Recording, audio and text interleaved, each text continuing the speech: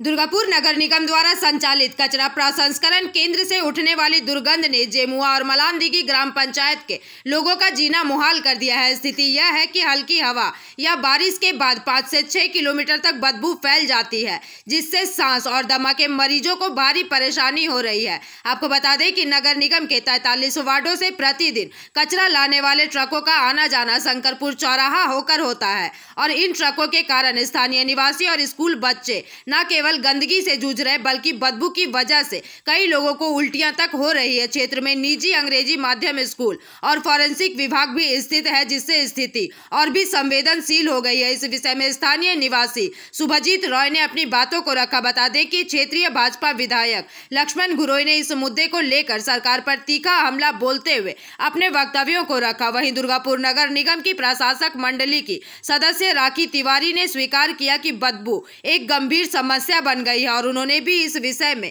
अपनी बातें रखी। এলাকার লোকেরা একেবারে অতিষ্ঠ, যা দুর্গন্ধ ছড়াচ্ছে। বৃষ্টি হলে আরো দুর্গন্ধ বাড়ছে। নগর নিগমের কাছে তারা অভিযোগ করছে, কিন্তু তারপরেও কোনো কাজ হচ্ছে না। সরকারটা দুর্গন্ধে ভরে গেছে। এই সরকার এতটাই গন্ধ ছড়াচ্ছে, সরকার মনে অতিষ্ঠ হয়ে গেছে। গার্বেজ তো হবেই। দুর্গাপুরে 43টা ওয়ার্ডে সমস্ত আবর্জনা সেখানে ফেলা হচ্ছে। সেখানে সরকারি অফিস আছে, সেখানে স্কুল আছে। তারপরেও এখানকার মাননীয় মেয়র যিনি আছেন, এখন তো অ্যাডমিনিস্ট্রেটর আছে, তারপর হেলদোল আছে, এখানে মন্ত্রীও বসে আছেন। তিনি মাননীয় মন্ত্রীবাবু, তিনি কি দেখছেন পাচ্ছেন না কি ঘটনা ঘটছে? তার একটাই কারণ, আমি আগে বলেছি আবার আজ বলছি, এই সরকার উদাসীন, এই সরকার স্বৈরাচারী, এই সরকার তোলাবাজ, এই সরকার কাটমানি খায়। তা যেখানে পয়সা সেখানে ওরা, কার কষ্ট হচ্ছে, কোন অফিসে দুর্গন্ধ ছড়াচ্ছে, বাচ্চারা থাকতে পারছে না। পৌরসভা থেকে ব্যবস্থা নেওয়া হয়নি, এটা নয়। যেটা হচ্ছে ডাম্পিং গ্রাউন্ডটা আজ না, মানে বামফ্রন্ট আমল থেকেই প্রথম শুরু হয়েছিল এবং জায়গাটা কর্পোরেশনকে এডি দিয়ে দিয়েছিল। তো পরবর্তীকালে দেখুন, সারা দুর্গাপুরের যে আমাদের যে প্রত্যেক দিনের নিত্য যা সব ঘরের বলুন, রাস্তার ড্রেন নোংরা বলুন, সবটাই গাছপালা যেগুলো কেটে ফেলা হয় সেইগুলো বলুন, সবগুলোই কিন্তু ডাম্পিং গ্রাউন্ডেই জমা করা হয়। এবার এখন যেটা হয়েছে, আমাদের সুদার থেকে কোনো একটা আকাঙ্ক্ষা বলে কোম্পানি পেয়েছে, তাদের কাজ রিসেন্ট শুরু হবে, যেটা হচ্ছে মানে 1.5 থেকে 2 বছরের মধ্যে পুরো ক্লিয়ার হয়ে যাবে যে ডাম্প হয়ে।